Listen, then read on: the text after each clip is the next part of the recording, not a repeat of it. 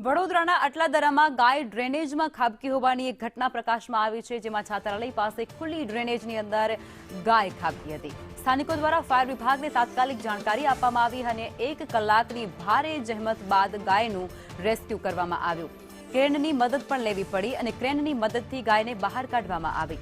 અગાઉ ડ્રેનેજમાં ખાબકતા એક યુવકનું મોત નીપજ્યું હતું, ત્યારે મનપાની ઘોર બેદરકારી ફરી એકવાર છતી થઈ છે।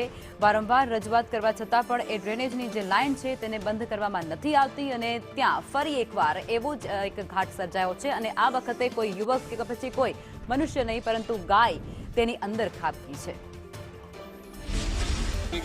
સરાહનીય કામગીરી, સ્થાનિકોને બી જાગૃતતા, એક અબોલા પ્રાણીને બચાવવા માટે બધા એક સાથે ઉમટી પડ્યા અને એનો જીવ બચાવ્યો, એક સારી વાત કહેવાય। સલામ છે ફાયર બ્રિગેડને અને અહીંયાના લોકોને।